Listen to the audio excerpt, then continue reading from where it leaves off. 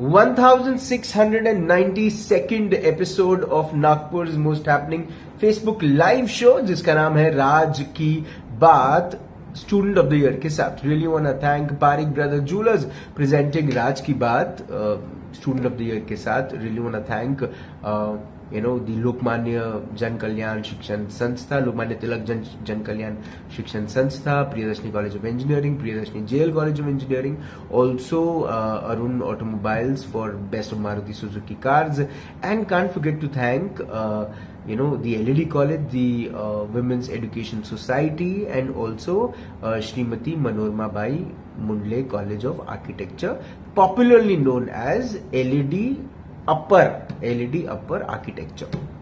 हमारी जो आज की मेहमान है, she is a super dancer. She has participated into a lot of dance competitions, won them, has conducted a lot of workshops for Garba also, and most importantly she has won a lot of inter-college events also.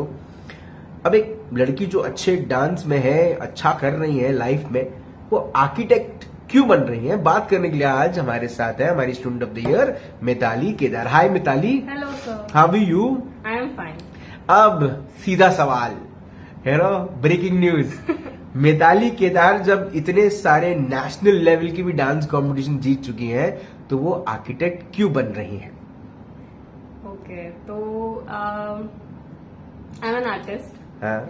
तो art and architecture, तो art में भी like अलग अलग types के art होते हैं जी। तो अगर मैं एक आर्टिस्ट हूँ, तो अगर मेरा हॉबी है, मैं डांस करती हूँ, एंड हर अलग अलग पैशंस होते हैं, एंड उसमें अगर सबको आगे जाना है तो सब लोग अलग अलग पाथवे में जाएंगे, या फिर जिसको जो जैसे जाना है वैसे। तो आर्किटेक्चर इज लाइक वो भी एक आर्ट हो गया। तो and more specifically beautifying spaces, right. तो अगर मैं डांस और आर्किटेक्चर इन दोनों को मिक्स क्यों नहीं कर सकती हूँ, लाइक नृत्य कला और ऐसा, मतलब मैं मेरे इस फील्ड में, आर्किटेक्चर फील्ड में ऐसे क्या यूनिकनेस ला सकती हूँ डांस के थ्रू।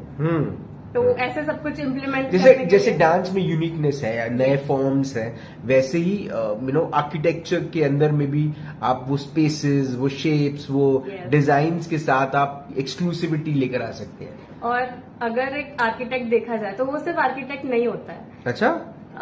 यस, मतलब जैसे अलग अलग प्रोजेक्ट्स होते हैं। हाँ। हमने पकड़ लिया कोई रैंडम प्रोजेक्ट की, मैं अगर डांसर हूँ, मुझे मेरी खुद की एकेडमी खोलनी है। हाँ। तो उसके लिए वो मेरा स्टूडियो है, मुझे पता रहेगा कि मुझे कैसा चाहिए। हाँ। तो मैं खुद डिजाइन करूंगी उसको।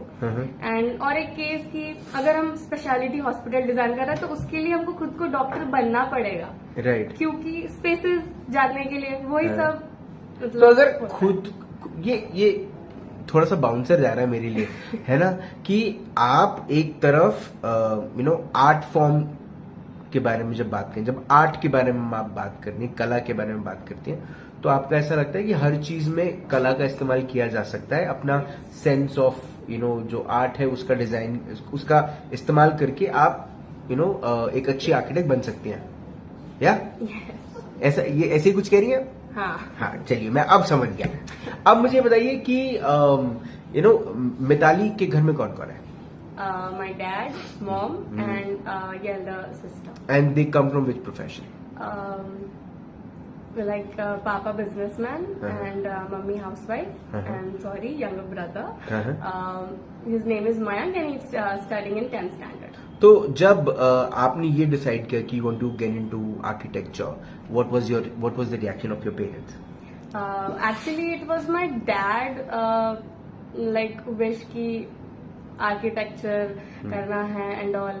तो बाय दैट टाइम जब मैंने नाटक की एग्जाम दी थी, like 12th standard 11th 12th का जो सेशन था, ड्यूरेशन था, तो उस टाइम पे I was more included in dance भी, तो डांस तो पहले से ही था जी, and I was more included in sketches and मतलब वही कि एक डाउट रहता था, अगर ये बिल्डिंग खड़ी है, कैसे खड़ी है, क्यों, क्या, कैसे होता है। तो लाइक वो सब में फिर इंटरेस्ट आते गया। एंड देन क्योंकि मेरी पापा का ऐसा था, क्योंकि मेरी दीदी भी एक कॉलेज में थी, तो इसलिए मैं कुछ ज्यादा अच्छे से पढ़ पाऊंगी and then she will help me out and ये सब केस में। जनरली जब पेरेंट्स अपने सेकंड चाइल्ड को एक ही सेम कॉलेज या सेम स्कूल में डालते हैं, so they have a lot of reasons. One of the reasons is security. Second reason is पढ़ाने का तरीका. What do you think? What is the 3 good things about SMMCA? Firstly, I would say मुझे मेरे college की teaching बहुत अच्छी लगती है. Like the way and the core of teaching, मतलब जो एक लेवल सेट होता है वैसे पूरा थ्रू आउट किया जाता है, करवाया भी जाता है विथ लाइक फ्रेंडली एनवायरमेंट, क्योंकि obviously women's college of architecture, तो it's fun. It's fun. Yes. ठीक है. अच्छा, अब मुझे बताइए कि अब आप कौन से ईयर में? फोर्थ ईयर में. 1 साल और बाकी है.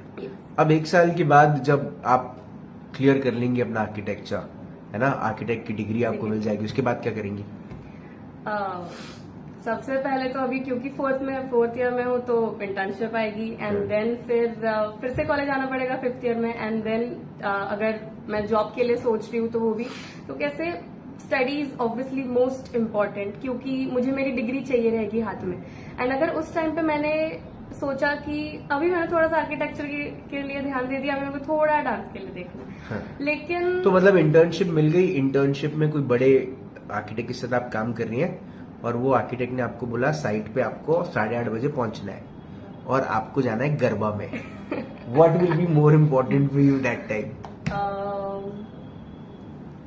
सबसे पहले तो क्योंकि मैं भी ना मैं बहुत वेट कर रहा हूँ आपके जवाब का. बताइए. मैं भी अभी जैसे कॉलेज चालू है तो मैं भी सब कुछ मैनेज करके साथ में कॉलेज भी करती हूँ. लाइक पहले मैं dance class like lockdown phase में बहुत जाती थी, लेकिन अभी वो सिर्फ वीकेंड्स तक ही अभी लाइक लिमिटेड है. एंड लाइक बहुत ट्राई करती हूँ कि सब कुछ चीजें हो, ऐसा माइंडसेट बन गया है कि करना है, जो भी आ रहा है करना है.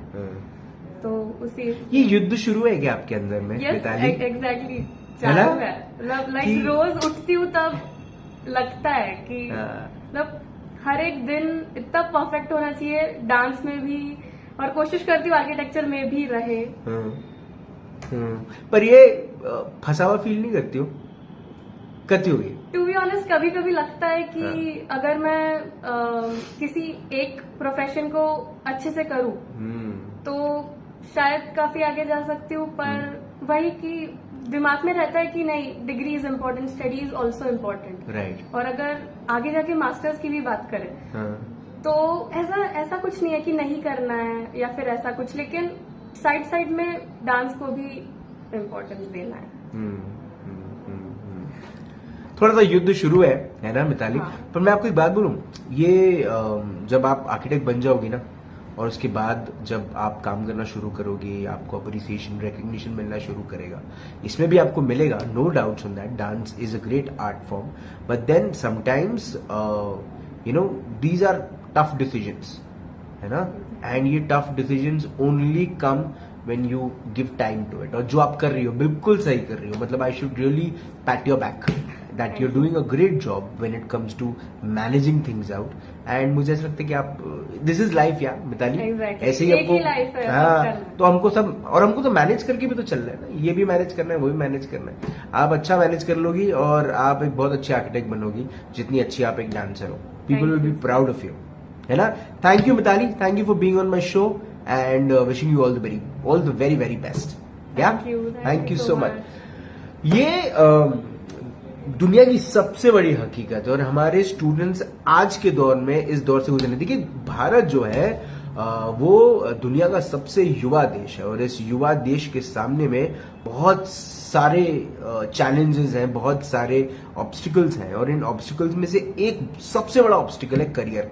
बहुत बड़ा चैलेंज है, जहां पर एक तरफ अपनी रुचि, जहां पर एक तरफ अपनी एक्सपर्टीज और दूसरी तरफ अपनी डिग्री और डिग्री से जुड़ा काम.